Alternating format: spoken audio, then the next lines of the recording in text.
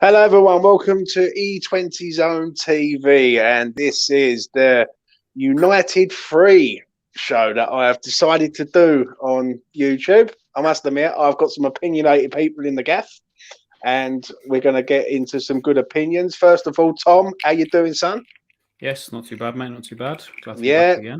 How's your day been, Tom? Fuck off. Never mind that. But he's not in the doghouse just yet. You know what I mean? Mitchell, how you doing, man? Good. Long day at work, and just chilling. Oh, good, chilling, mate. Right, let's get into it then. Right, first of all, I'm gonna do. I'll leave my one till last. I will do Mitchell's one first. Let's go Mitchell's one. This is Mitchell's topic. Souček is a championship quality footballer. Mitchell. Mitch, take it away, mate. Tell me the reason why you think he's a championship footballer. Okay, now I think if Souček, say he didn't have the goals like he's having this season, if he was playing in the championship right now, he would look like an average championship footballer, and no one would bat an eyelid at him. No top clubs would look at him, no Premier clubs would look at him and go, he looks like a really good player. Clubs would look at him and go, he's an all-right holding midfielder that plays in the championship for like Blackburn or fucking Millwall. I mean, well, I'll let Tom take this. Tom, do you agree or disagree with that? If he's not muted. Muted. There we go. Yeah, I had to mute myself for that to make sure I didn't say anything. I can see where he's coming from in terms of like takeaway goals and all that sort of stuff, and he looks bang average. But can I say I respectfully disagree? Is that no? Yes, it mate. So you strongly disagree for one? No, yeah, it's more. I think. Whereas I don't necessarily think that Rice and Souček suit each other at the moment, because Dek obviously going forward is when he goes forward. I think Souček isn't obviously as good defensively. And which one out of the two would I prefer going forward? I think that Dek actually on the ball and his sort of distance covered, actually sort of running at defenses and his control of the ball and his skills and everything else, I think he's far superior to Souček than that. But for me, Souček going forward, obviously he doesn't have that, but in and around the box, I think he's more of a nuisance than what Dek is.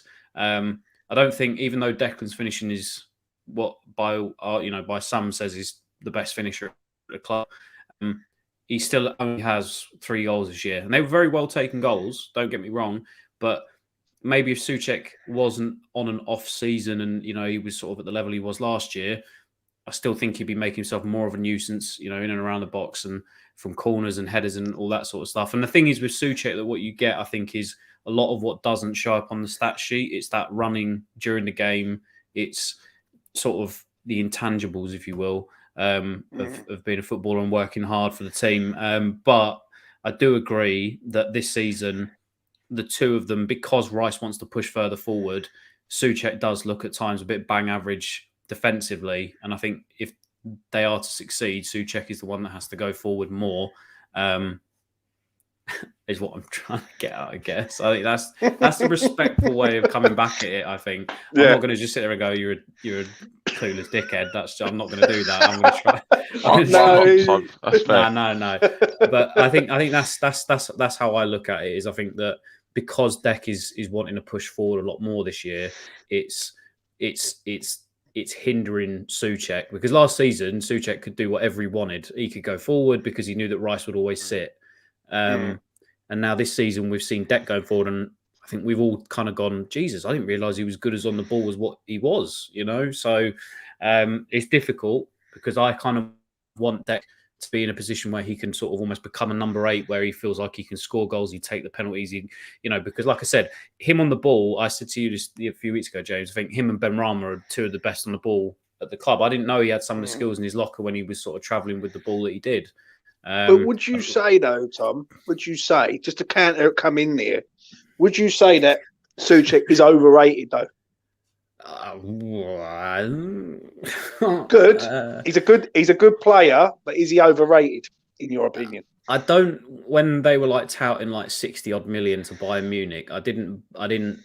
Maybe he was worth 60 million to us at the time, but I don't think he's a 60 million pound player. Right. I think. I'm trying to be so careful. This is the aim of the show. That's what. Overrated. I think he's. If it's this season Souček, yeah, he looks a bit overrated. If it was last season Souček and he's doing it, then no. No, I still think even last season. Really? I think last season he had a good season. Don't get me wrong, he had a good season. A lot of it was something in my fucking eye. That's Souček punched him in the eye. Souček, yeah. Yeah, Souček. Get off me, you can't. Nah, I think I got it out now. Because if you look at the fan bases, like all other fan bases, especially like Man United last season, I'll give this as an example. End of the last season, when Rice was linked with United, and they knew that it was really hard to get him. All I saw online was saying, we should get Souček for 60 or 70 mil. And I thought, like, Souček is and I've seen people saying Souček is as good a player as Rice. And that's where I thought, okay, now it's the goals that are covering up like Souček's faults. I think if Souček played for Man United, he would get found out. Or like a big team, I think he'd really struggle to play that fast pace, sharp football, with top quality demands. I think those fan bases would come down on him and absolutely ruin him. So in that sense, yeah, I do think he's slightly overrated, because I still talk to like some pals of mine now that aren't West Ham fans, and they still rate Souček really highly, because he still comes up with the odd goal here and there, and like, he doesn't like. Thing, though, like opposition fans, they just go, "Oh yeah, Souček, yeah, he's like a really good player," because they don't have to obviously watch him week in week out like we exactly. do. But that's why I think he's slightly overrated. Thing is, I sort of I just want to put this out there to all the people in the chat. Do you agree or disagree? #agree, #disagree with Mitchell on this one. I am going to say, for me, I've seen the weaknesses in him this year. And as I spoke to Mitchell for a few times now, I've sort of started to pick up on the reason why Mitchell don't like him. And I've watched him closely, and I can see the reason why Mitchell feels the way he does. For some games, he does go missing in games, Souček. And I think without Rice, would Souček be the player he is? I don't think he is, mate. I think Rice makes Souček look good. I think you take Declan out of there and you had Souček and someone else. Do you want a comparison for you? I wonder if Mitchell will agree with it. N'Golo Kante and Danny Drinkwater. Kante made Drinkwater look like a world beater, and that's why he made the £30 million move to Chelsea. But without Kante, he was dog shit. Whether or not Souček would be the same, I don't know. But it has happened before, and I think that one most recently, you take away a DM and somebody next year, how good are you going to be? But to be fair, I mean, I know it was only against Watford, but I thought he had an all right game when he was playing on his own there, and he had Noble next to him, so he did actually do all right. I'm going to go. Frustrates me. I feel I'm going to go into the chat. Hold on, Mitch, the whole fan base was saying he's amazing. That he was amazing against Watford. He wasn't amazing. Like first half, he was all right. So fucking shit. I knew this would be a good show. I knew it, because he was the lowest in the team in the first half. I even checked it. Noble was outplaying him. 37-year-old Noble, or 30. I don't know how old he is. In the first half, and that's embarrassing. And no one was like batted an eyelid on that. And everyone was saying the first half he was shit. Then he scored his goal. Fair play to him. But like. If this was against like a top, Watford were fucking awful defensively, like really piss poor, and they left us so many gaps. Like if it was any other team, Souček would have struggled even more. In my opinion. Let me ask the chat. Right, Jones says leave potato salad alone. He's a gem. She disagrees. He runs further than any other Premier League player. He plays every week. I know what you're going to say now, though. Souček would be a good centre back, tall, strong, good in the air. Basically, Jones disagrees. Well, yeah, that's what Alex is saying. He said I think he agrees with you. Like he's not like He's not good as a DM, basically. The running thing does my nutting. Like Snodgrass had the most running statistics, but he gave away like 6 fouls every game, and like his tackle success rate was absolutely ridiculous. Like so bad. I'm talking ridiculously bad. Now, if Souček's running stats are so great, then why aren't his interceptions and tackles right at the top of the table? True, he's got a good point there, I must admit, because when you look at Declan Rice, his interceptions are excellent, but the problem is, Tom, I'm going to ask you this. Running stats don't mean anything if you're not using header. Is Souček a DM or is he a central midfielder? This is so annoying because I've never really criticised him, other than like no. In terms of like, I've criticised his performances this year, but I said like, I think he's overrated. Or I when he was at Slavia, he was a DM for them, who did get the occasional goal, took penalties, etc. So no, because I think when he's asked to do the defensive work, yes, he does run a lot, but I think obviously out of the two of them, I think he gets caught out of position a lot more than Rice. And sometimes I think in the last week we did sort of on 5-game losing, or we didn't win a game. The amount of gaps in midfield when Rice was going forward, and the gaps between the amount of times that Spurs that just one, and Brighton specifically, that one killer pass Lewis Dunk kept playing between the middle of them, and it opened everything up on the wings almost. And so I think his position awareness defensively is not as good as Rice, and that sort of maybe makes it stand out more, I guess, is what you could say. I still don't think he's overrated. I don't think he's the £60 million player. I think he's a £30 to £40 million player, maybe. Oh, so you don't even know about that. Yeah, he's not trolling, by the way. He's not trolling. Yeah, he's actually very serious. Is that weird? 40 million, mate. God, fucking Affers, what I'm going to say is, if I chuck you out and you come back, right, because your internet's freezing, and we will go again. Okay, have a think about it.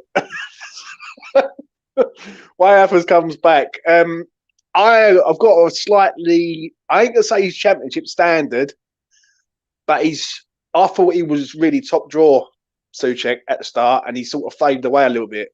I noticed it when Rice wasn't there. I do agree with you, Mitch. On points, I do agree with you.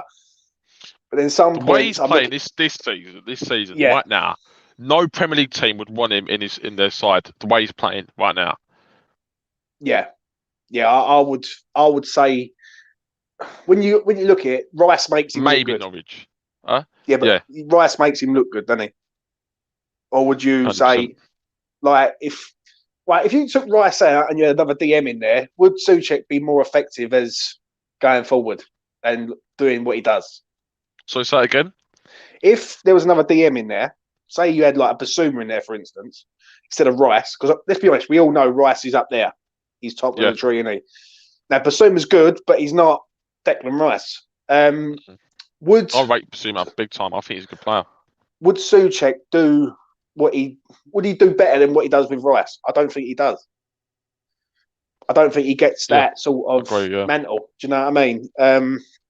So for me, let me go back to the banner. This is the question that Mitch put to everyone who's come in. Souček is a championship quality footballer, and I'm going to ask everyone in the chat before Affers comes back after sorting his internet out because he's a nightmare.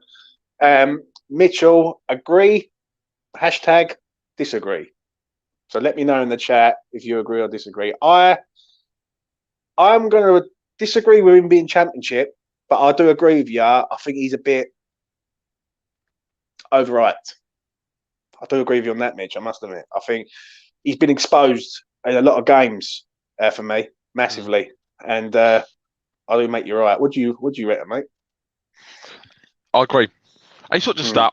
It's when I watch other games, when I look at all the other top 10 sides, and I see the midfield partners they have and the way they move the ball forward, I just think that's what I want with Rice. Like, Rice is so good. He's arguably the best midfielder in the league at the moment. Overall, with up there with he's as for me at the moment he's as good as Kante. and Rodri. I think them three are the top three in the league. Yeah. In terms of like defensive box midfielders kind of thing. But Rice is so good that I want us to do well, and this is the thing. The reason why I'm sometimes overly critical and maybe come across negative, I'm not negative, I'm just critical.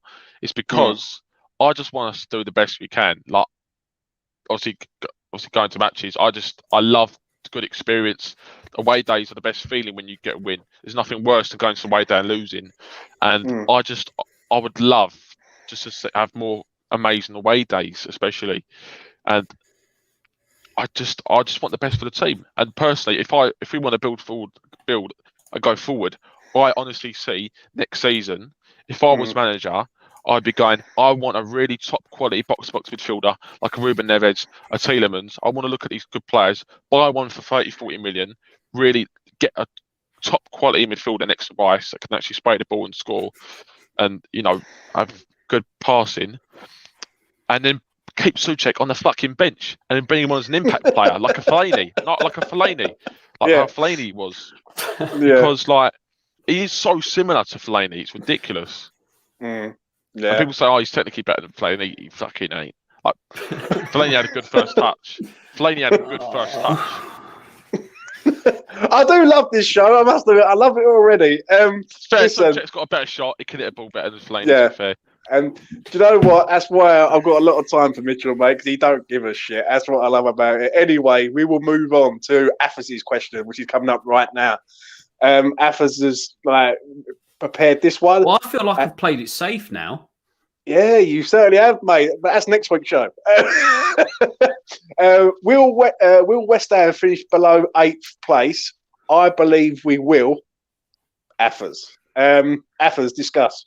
I just with obviously no talks of signings imminently coming in the door in January. I just really worry for the second half of the season. I think if when Europa League comes around, and depending how far we go in the FA Cup, especially with injuries and stuff, and I don't think that the signings that that we've got earmarked, especially like Phillips, etc., will be able to actually take us to where we want to be. I don't know. I just think unless there is some serious investment in January, I really see us falling off.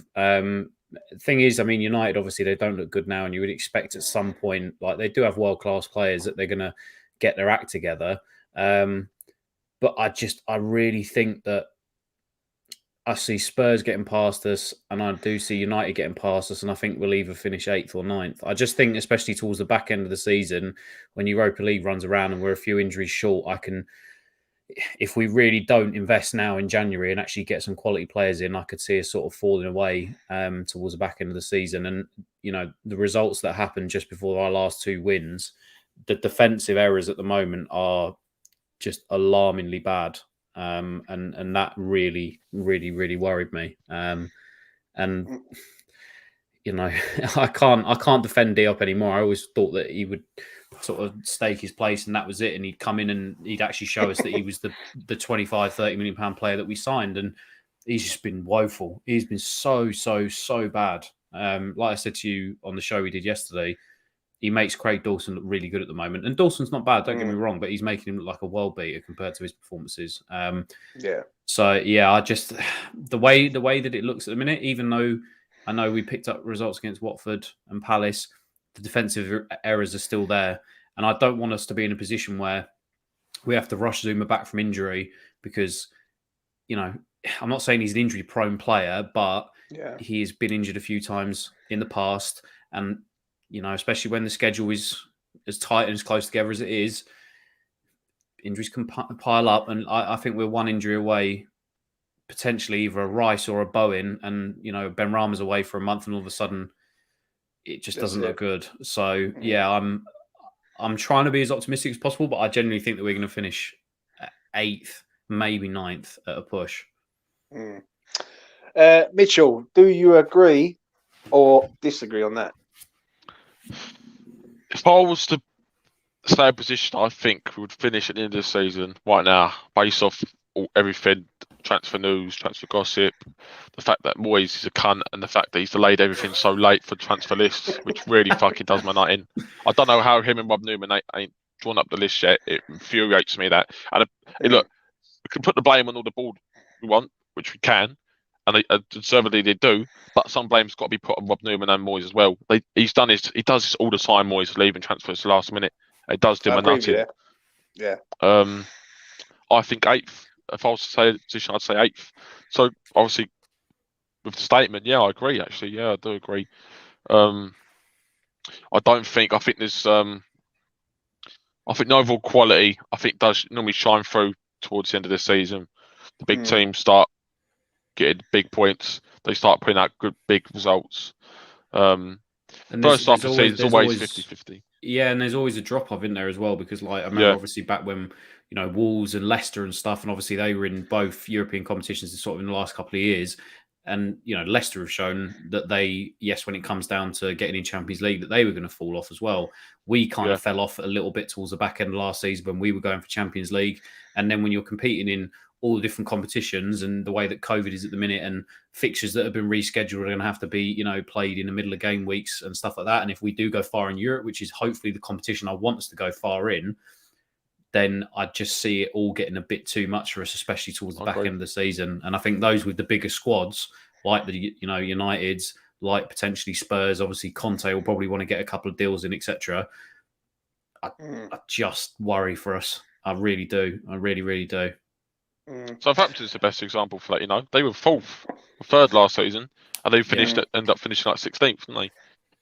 Massive. I don't think we'll finish 16th, but I do agree. Yeah, obviously, yeah. But I do agree with you on this one. I must admit, this is one that I do agree with you with. I look at this and I think Europa League's going to kill us in the end, because we're going to put all our eggs in one basket with that.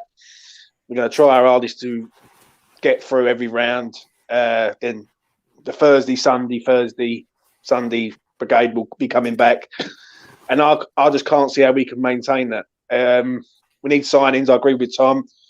I also do agree with Mitchell. I think if Moyes is sitting there and he's not buying anyone, or he hasn't got a list up, what the fuck is going on? Like, simple as that. So I do agree with you, Mitch, on that. And if he has, then it's down to the owners. So we've got to make sure it's either one or the other. But on the subject in hand, I do agree with Tom on this one. I think 8th is about where we're at. I think Man United will come strong. I think Tottenham, they've got a new manager. I still every time I watch Brighton, I still can't believe that they don't score as many goals as they do. They do make even when they played us, even some of the other games, maybe defensively they're maybe not as sound and whatnot, but the football that they actually play with Potter is unreal at times. Like, it is much better than some of the stuff we can even play. So it's got that man Socek in midfield. That's why. I know Mitchell will be great tonight. I must admit, I love it. Before we move on to the final subject of the evening, do you agree in the chat with Affers or disagree? #agree, #disagree. Let me know in the chat. I've got to admit, I'm giving him a thumbs up. Tom's looking at something, and Tom gets a thumbs up from me. I was looking at the table as well.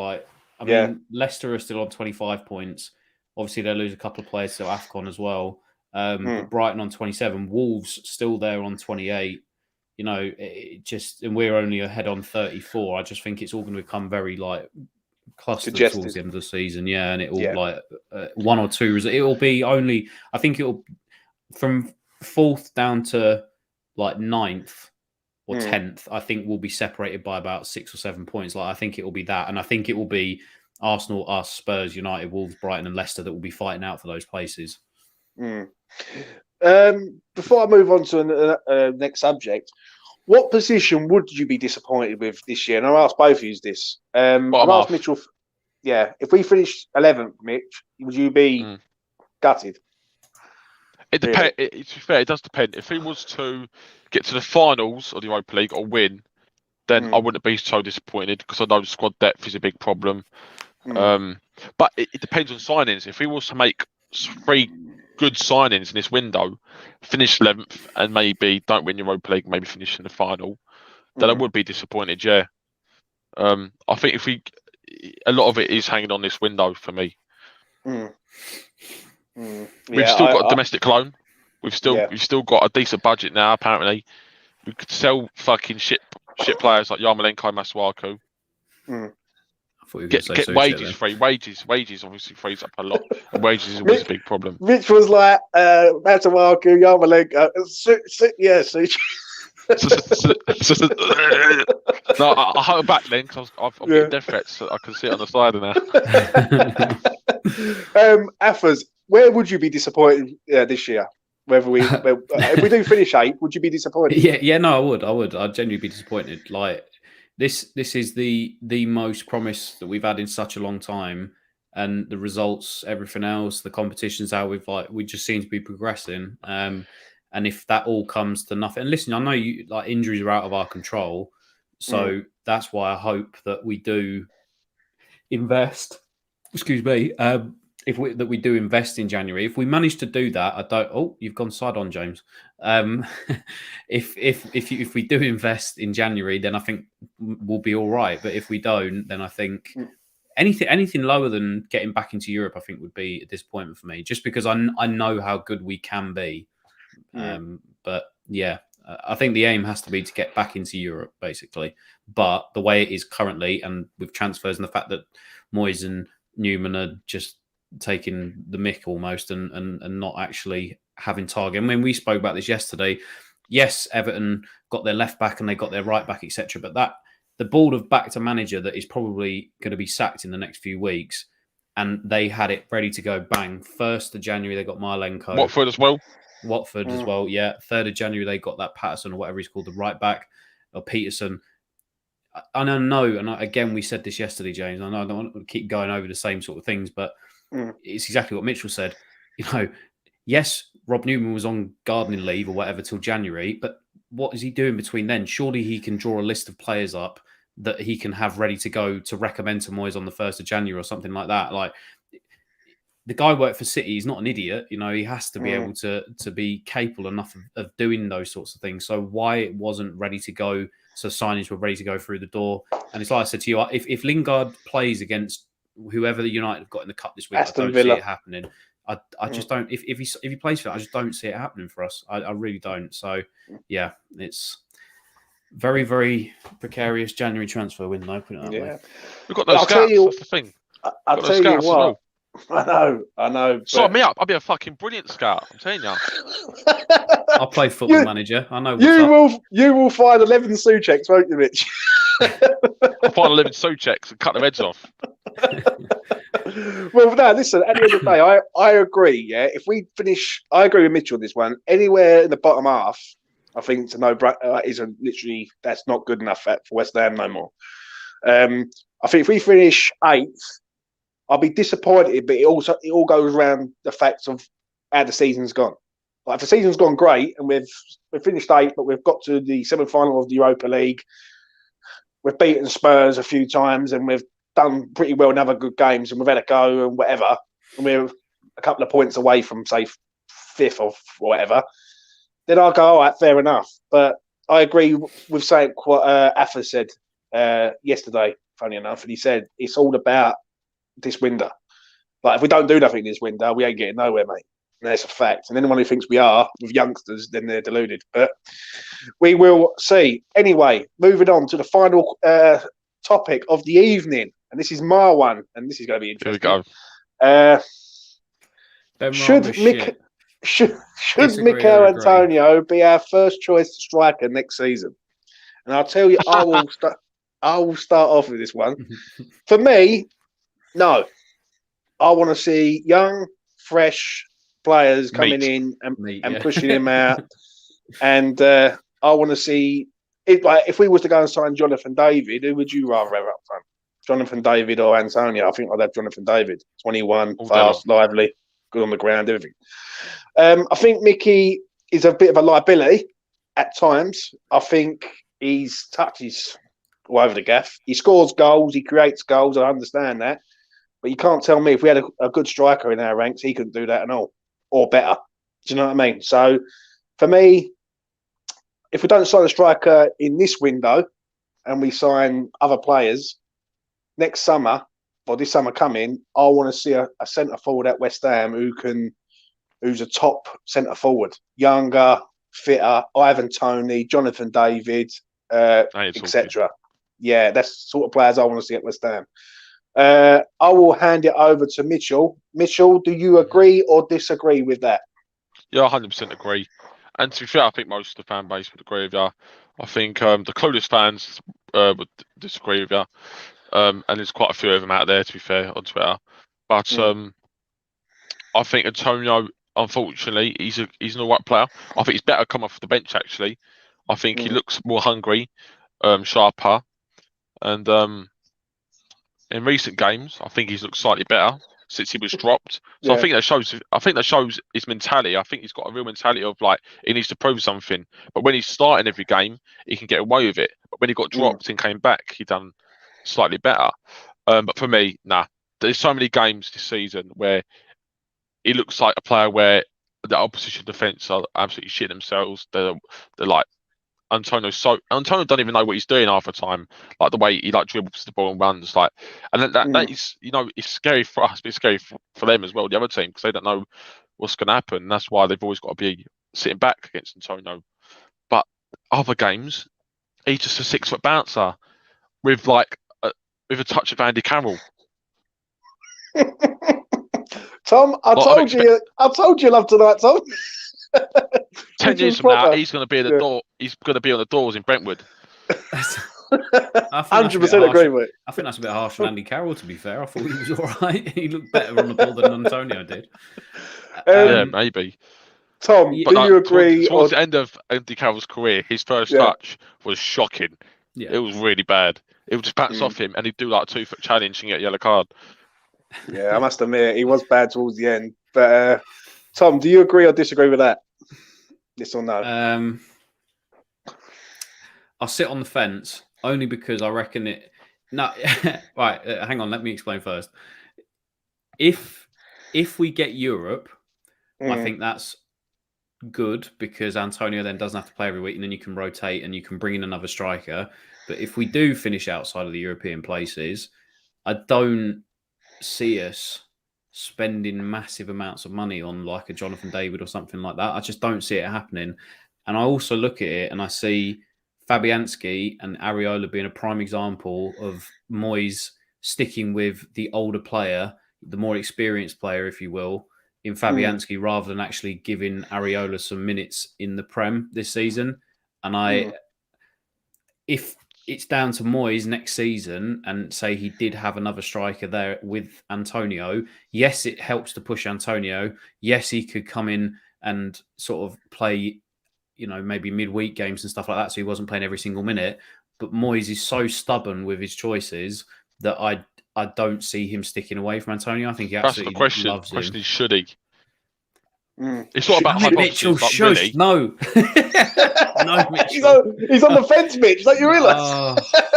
Get off the fence, Saffers. Yes or no? Off the fence. No, he shouldn't be our first choice striker next season. I think he like deep down, I believe that. I'm just trying to think what Moyes will do. Do I think that? Yes, I think he should not be the first choice. I think we actually need an out and out number 9 that has a bit of skill on the ball, that can control a ball, that actually knows what he's trying to do when he's running at defenders, that he can run at defenders with the ball at his feet, not just lump it 30 yards forward and just chase after it. And I want the closest thing to Antonio in terms of build, like Jonathan David, prime example, Ivan Toney, prime example. I want somebody that is in that mould of pace, power, but just has a bit more control and a lot better finishing ability. Because Antonio had, his ability in finishing has improved a little bit this year, but if he had some of the chances that maybe, say, a top striker like a Jonathan David had, or a Tony or something, he'd be up there with Salah at the moment for the amount of goals. Like it's crazy how many chances that he does miss. But I think, like people say in the chat and stuff, like he does need that competition for places, because I think he's just found it so easy that he just knows, because he's the only person really that can play that position, he's going to play every week. But there are some games this season after his great start to the year where he just, from minute 1, he just looked dead. Like he just looked shot to pieces in terms of that, and his confidence went. And he's a confidence player. He wants to score goals, and thankfully, like after he scored the goal against who was it? Was it against? It was the game before Watford. Who was it? Southampton. Yeah, when he scored there, he showed up against Watford a little bit, and then Palace obviously got a goal as well. So clearly he wants a bit of confidence as well. So yeah, I want somebody that can push him for places. And obviously, if we do get Europa League next season or Champions League, if we win the Europa League, then obviously he won't be as hopefully sulking because the minutes can be shared about more equally. If it's just Prem games and Cup games, it's going to be a bit harder to get the rotation. But if, for instance, West Ham buy a striker of, like, say, Barbosa for someone, like, you got a younger, fitter, fresher geezer who's going to be sitting on the bench. I know Mickey's done well for us, and he's the leading goal scorer. I get all that. Like, he's done very well. But when do you look at it and go, right, you are second choice now? Like, is it this season? Like, for instance, if a striker comes in, like, just say Jonathan David arrives in January, I hope so, but I doubt it. If he arrived, you would want to see Jonathan David as your striker, wouldn't you? Yeah, but like we all want to see that. We all want to see what he can do. But again, I always think of just a Fabianski situation. Like, yes, Fabianski's done really well in some games, but do I think that Areola could be doing that every game? Yeah, I do. So bang on. But bang on there. But Moyes wouldn't think like that. You know, it would just be, all right, let me choose my 11. I'm going to play 4-2-3-1. I'm going to, if everybody's fit, I'd have, Fabianski, Cresswell, Zuma, Ogbonna, Soufal, Rice. Yeah, Soufal, even if Johnson was still outperforming him, he'd still go for Soufal. Rice, Souček, Benrahma, Fornals, Bowen, and Antonio. That would be it. It'd be every single week. That is what he'd do. If he had the choice to do it, that is what he would do. Just because he's stubborn like that. So, but if it was up to us three, yeah, I'd want to see him straight away starting. I just would see whoever would come in as a striker, their confidence would be shot straight away because they're not going to get as many minutes as they want. And they're not going to get game time when he brings players off the bench because he doesn't make subs notoriously till after like 70 minutes or 75 minutes. So, it's...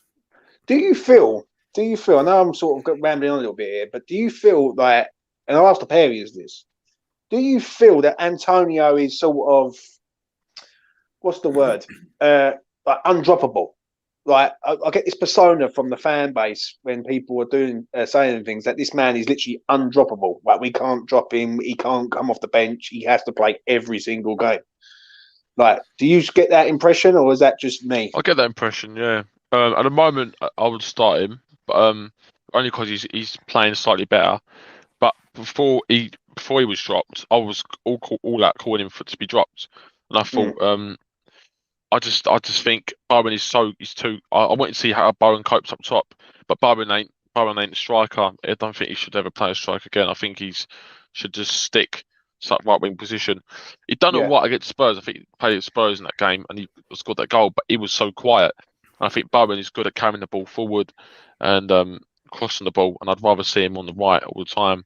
So I kind of get why at the moment he is, because as much as I don't rate Antonio as a quality footballer, 6-foot bouncer, I still think there's no one that could play the position that at the moment, because Bowen has to play on the right because there's only one left-footed player on the team and he has to be on the right-hand side for me.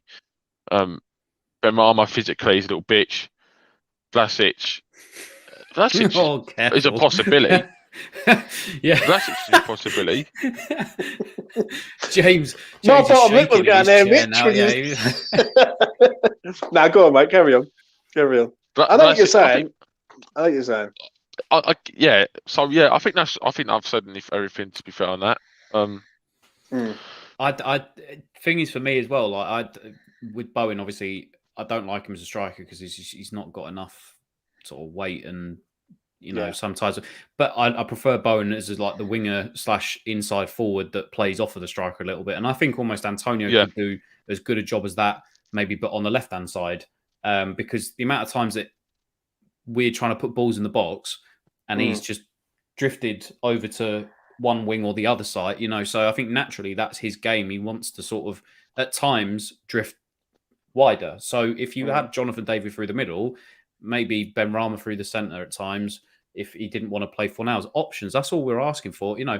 Pep Guardiola, for instance, he's got all these world-class players. but he's got to get them all in the team, and he can't do that every single week. But they've bought into the fact that actually they're going to challenge for trophies and they're going to compete and get game time across all different competitions. So he could theoretically, if he gets those players in, do what Pep does and switch them in and out, and as much as possible. But I just think he's such a stubborn guy, David Moyes, that he can't do that. So yeah, I would prefer Antonio to almost be like an inside forward type bloke that can play on the wing if we needed him to. Because the thing is, yes, he causes centre halves problems, but when he played as a winger for us, he would cause left backs, right backs even more problems at times because of his size against those. See, if you go back to what I wrote on that, I said, should he be our first choice striker? Not right now. If he was to come on like you just said and play on the right, I wouldn't mind that because he could cause ag, or on the left, right? He can go that way, but I don't think he should be the striker. Like we've pushed this man into. Then the problem is, and I'm thinking as we're saying it, the problem is that his delivery is he'll end up in Rose Ed half the time, And if you're a winger or you're an inside forward, you're going to have to obviously at points cut back onto your right or left foot.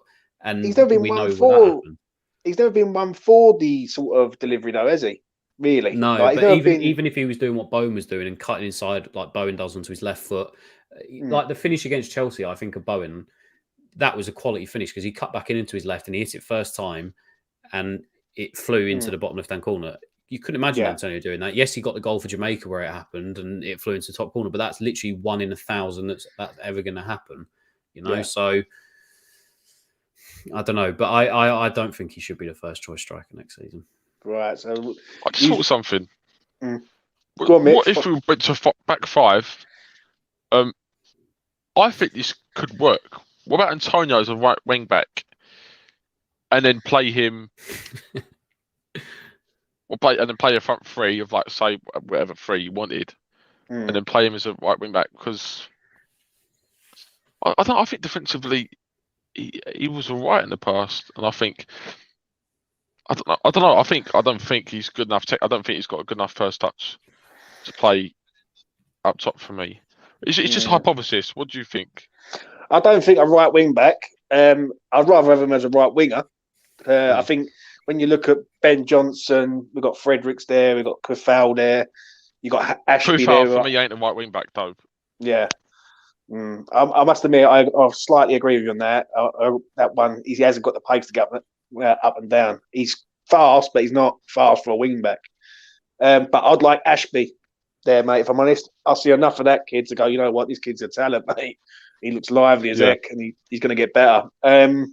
His crossing is something that's a real. That's the main asset. He's got a very good right foot on him. He can really cross the ball well. So, and he's a goal scorer. When it comes to Antonio, to sort of round it off, for me, I think he's done well for West Ham. Really, he's done really, really well. But we need to go up a level now. We need to, like when you signed Jesse Lingard last season, and what he done in a short space of time was that's the sort of level that we need to be aiming for. Like that sort of definitely. We can't keep like. Let's be honest. Antonio for me is like a top 10 striker, so to speak. Mid-table, I think. Mid-table, yeah. I wouldn't say like Antonio. If Antonio gets 15 goals this year, I'd be quite surprised. That's what I was just about to say. Is when you look at it, is he really going to still be a 15 goal a season striker? No, because he's too inconsistent. Because he plays too much and stuff. You still don't have the 15 to 20 goal a season striker that you need season in, season out. And this is the reason why we don't have anybody that's top scored for us over 60 goals. That's why all of our top goal scorers are in around the 45 to 50 goal mark around there, because we don't have an out-and-out number 9. We haven't had one in the Premier League era. So that's the problem, is that, yes, he's got us out of trouble. But if those games like he had against Norwich, where he was banging 2, 3, 4 goals, maybe, 3 or 4 times a season or whatnot, fair enough. But he just doesn't do it consistently enough for someone, especially if we're aiming to be that club at the top, some weeks you need to rely on your out-and-out number 9 to almost carry you sometimes, that can produce a bit of magic, that can do something, or have one of those players that can do that. He's got to lead by example, isn't it, though, Tom? Like, this is a man who has to sort of go, right, when the team's not playing well, right, I've got to push this team forward. And the problem is with that is that Declan Rice does that. Yeah.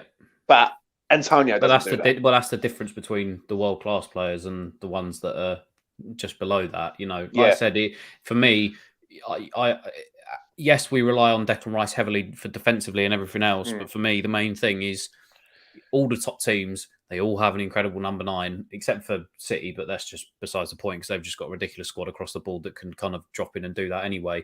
But all the other teams have at least somebody that can do that. I know Mo Salah, you know, fair enough, what he does from a wing position and something like that. But again, it's somebody that you can rely on, that you know is going to score you anywhere between 20 to 30 goals a season. And right now we don't have that. And that's the difference for us in these tight games. If we are drawing or, you know, getting in those chances, or, you know, the amount, like I said, the amount of times that Antonio's in a goal scoring opportunity, but even Bowen until recently, you were really annoyed because you thought, you know, his finishing abilities, the amount of chances he's had, he should have been putting the balls away, James. Yeah. You know, that's the difference with a top striker, is that they will put those chances away. And I think that is why we need that sooner rather than later. I think when you look at Bowen, if Bowen was to be more clinical with the chances that he gets, he wouldn't be at West Ham for long. Like, even though he's been had the second most amount of shots in the league this season. That's what I'm saying. And he does get them chances, Bowen. And when I look at Antonio, how many chances do you really see Antonio make for himself? He works hard. He makes. He's a nuisance. He creates chances for other people. He don't really make.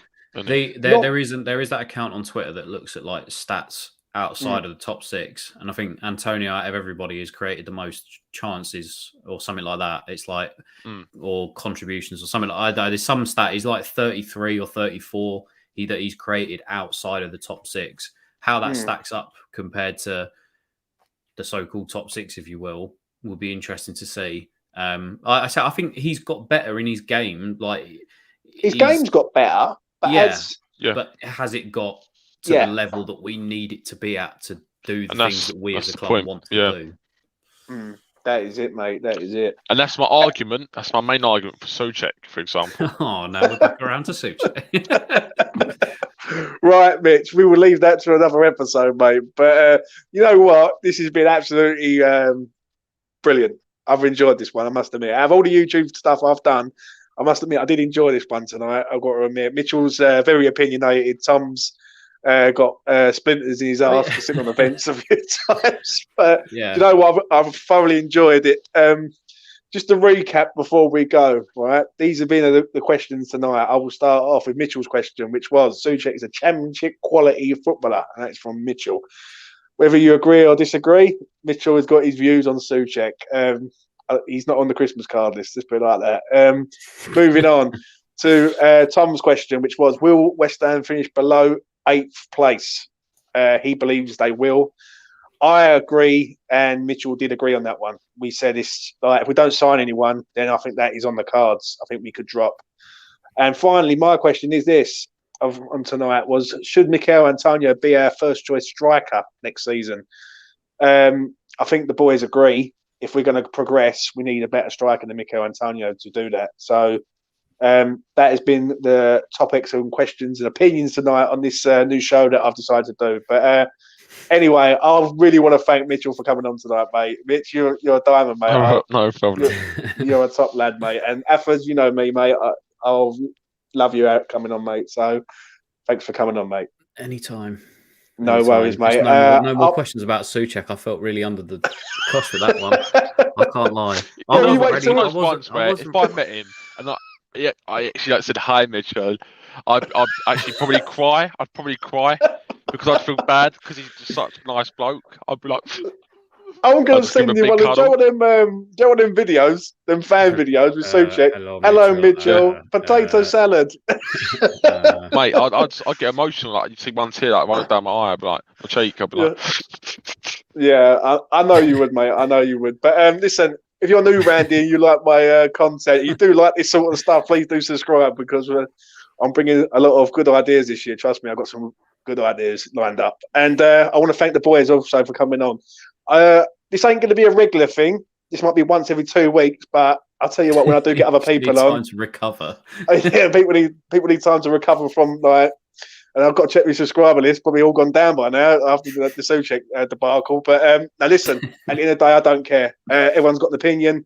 Mitchell's got his, I've got mine, and Athens has got his. And I'm going to try and get Charlie Walsh and a few others on over the next don't. You coming weeks. He will come in here and he will say that Declan Rice is overrated. I tell you now, that will be on another episode, Tom. Don't spoil it.